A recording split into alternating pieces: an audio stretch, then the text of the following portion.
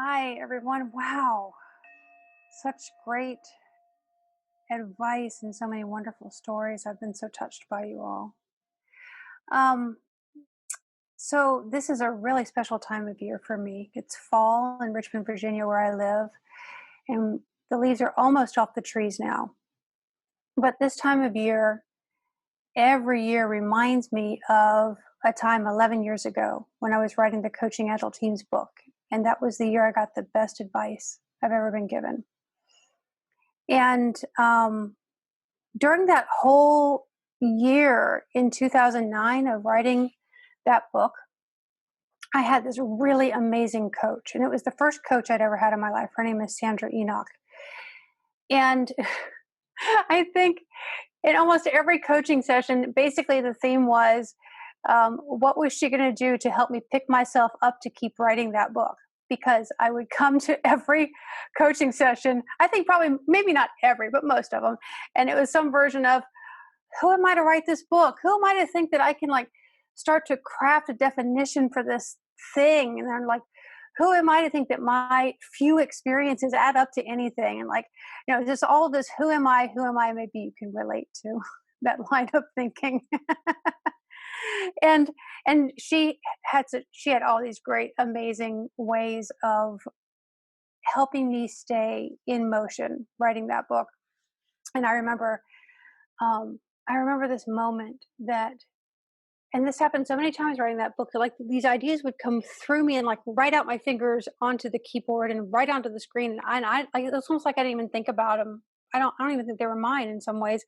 And one of those moments was when I wrote the words, an agile coach is someone who takes teams beyond getting the practices up and running and into their deliberate and joyful pursuit of high performance. And I remember when I wrote those words in the keyboard, I literally did this. And then I thought, I need to hit backspace. I need to erase that. That's too much. That's too much. And I had a coaching session that day. So you can thank Sandra for that still being in the book.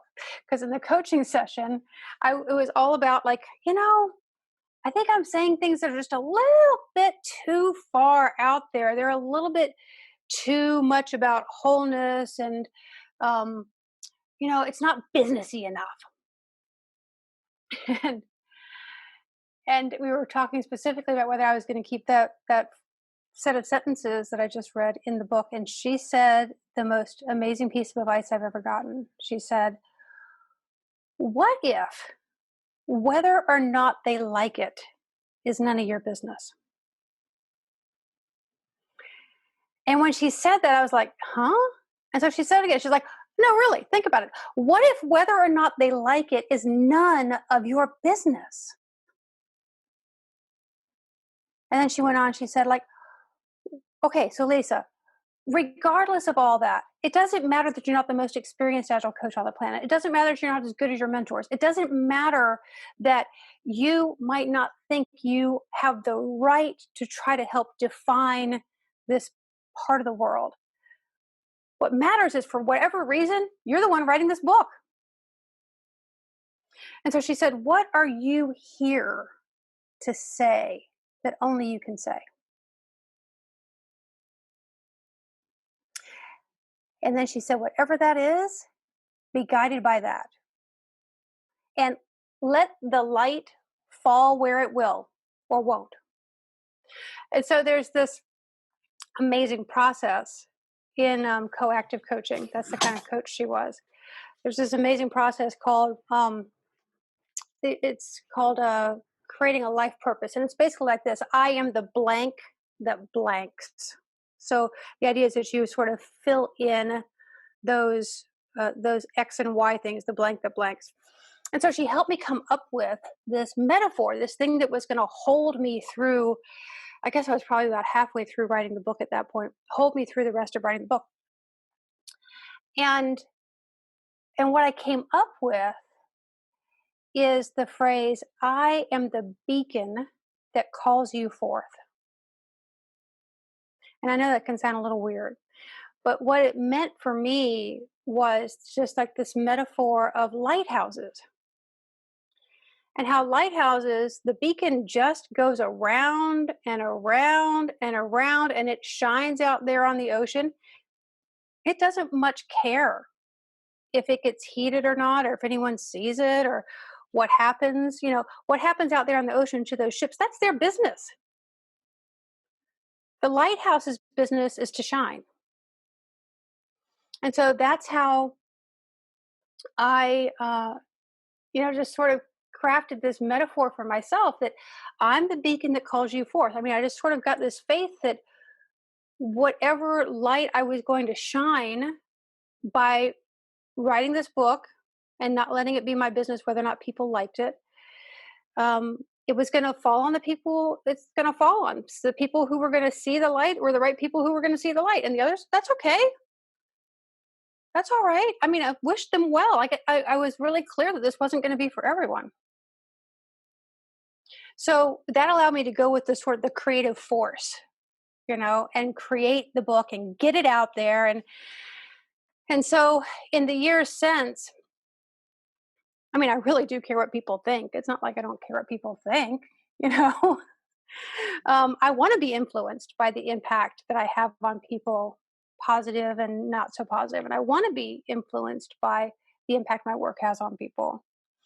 Um, and it was this was maybe 3 or 4 years later. Maybe this is like 2015 or 2016. And we realized that the coaching Agile teams class, and in fact, our whole Agile coaching curriculum, didn't include giving feedback. Like, we weren't teaching that. And we're like, oh, well, that's a hole. And I realized that most of the feedback people have given me in my life is really just a bunch of opinion wrapped in some sort of put on authority. And it wasn't really useful. And so we really struggled with, like, what kind of feedback do we want to teach people how to give? And two things helped us. One is couples therapy. In couples therapy, you're taught to speak I statements. You basically, you take on your own responsibility for how you are reacting to what's going on. And then the other thing was, when I was writing the Coaching Agile Teams book, I would put each chapter out there in a Facebook group, and people would give me feedback. And most of it was opinions wrapped in put on authority. And it was kind of like, well, you should use this conflict model because this was better. And I'm like, I've never used that conflict model before. I'm not going to write that in my book. But the one that helped me was when people would say, I was really with you until here.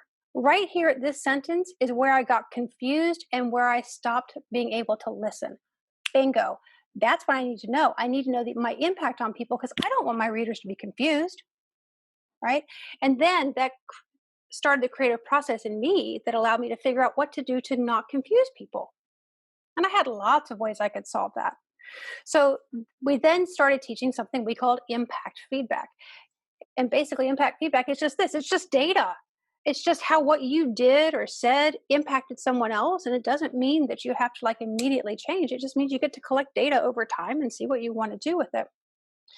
And the reason why that's important, related to this story of, you know, following your creative inspiration and putting out there in the world what only you can say, is that it is useful to have your message honed and use that data you're getting from people as a guide to be ever more impactful with them.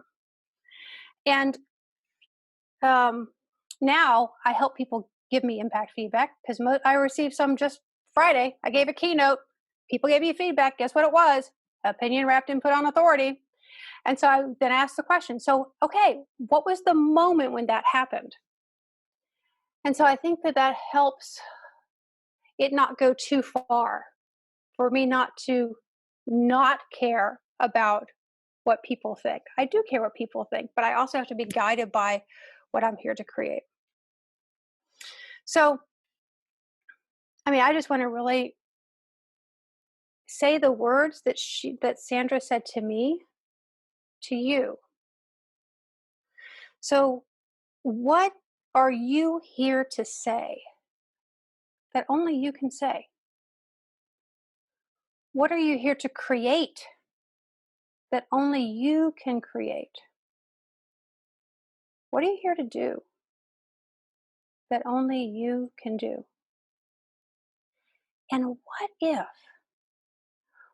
if whether or not they like it is none of your business?